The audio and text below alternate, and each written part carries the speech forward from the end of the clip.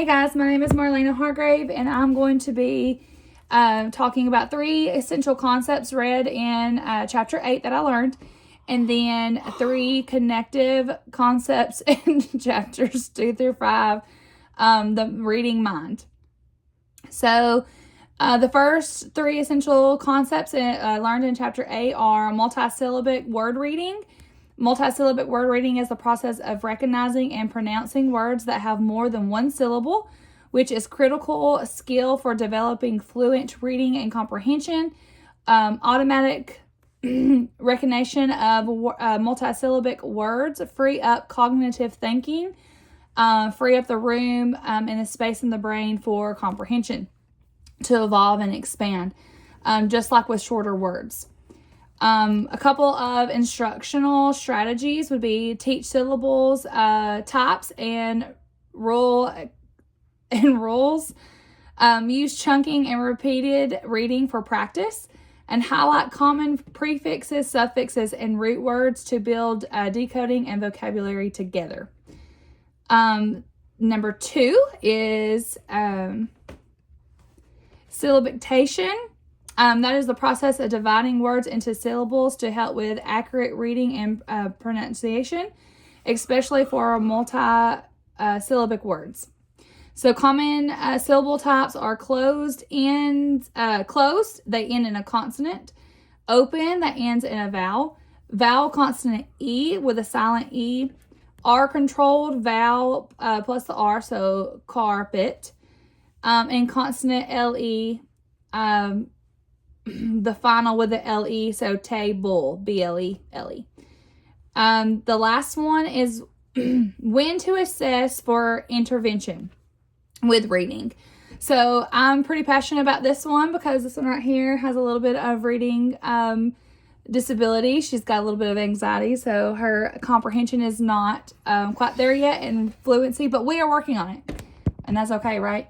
Yes. So really big on when it's a great time to intervene.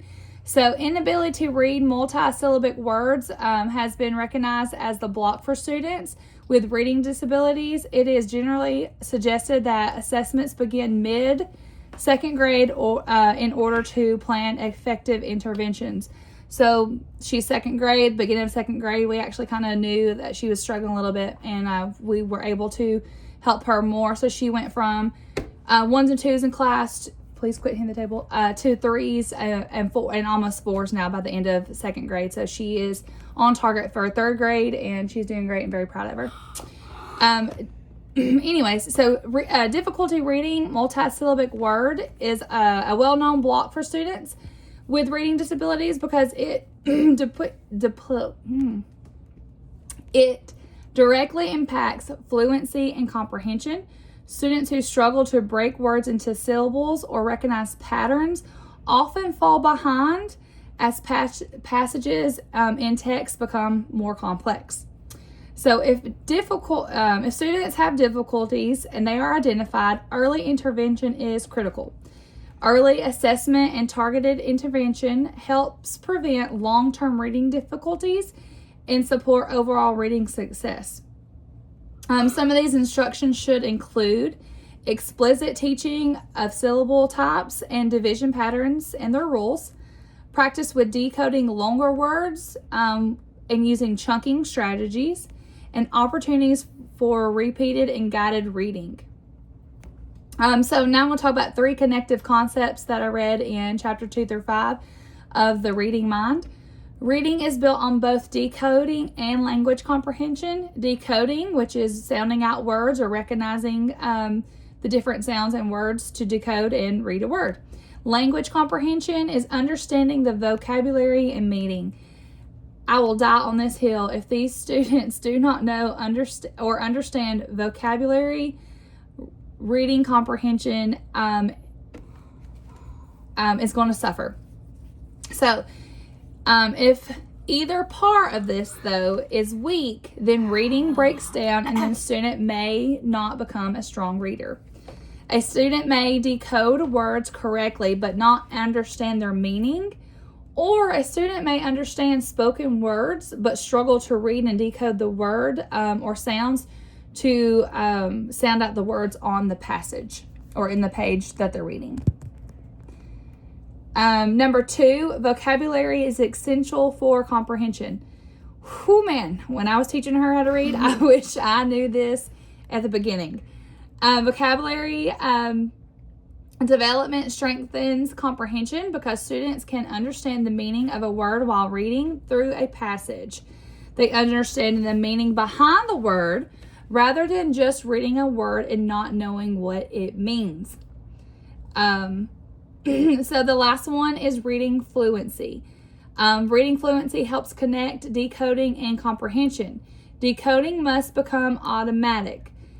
So students can then focus on the meaning of words and then put the words together in the context to understand the comprehension of what they're reading in a book or a passage. The lack of fluency slows reading and comprehension down because students focus more on trying to recognize the word or decode the word rather than connecting the meaning of the word or words to the passage being read and overall understanding the reading.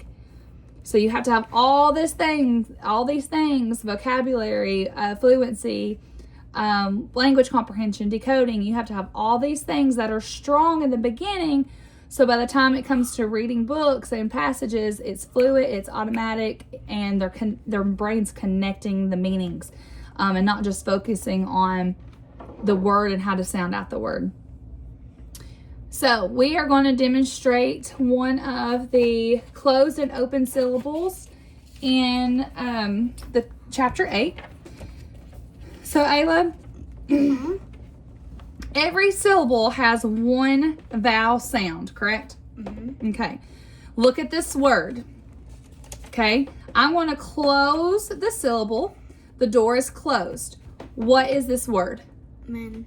Say it a little bit louder. Men. Men. That's right. This one syllable word is men. The consonant at the end, which is the N, tells you that this is a closed syllable. In a closed syllable, a consonant closes in and makes the vowel say the short sound, which is eh. Mm-hmm. Correct? So let's talk about open syllables. So if I open the door, what is this word now? Me. Why? Because you took the N out. Because I took the consonant off, so now it makes the E say what? Its name. Its name. Good job, which is E. So this word is now? Me. So that's an easy closed and open way to teach open and closed syllables. I think a lot of the kids in school, they actually open these papers and they close them halfway.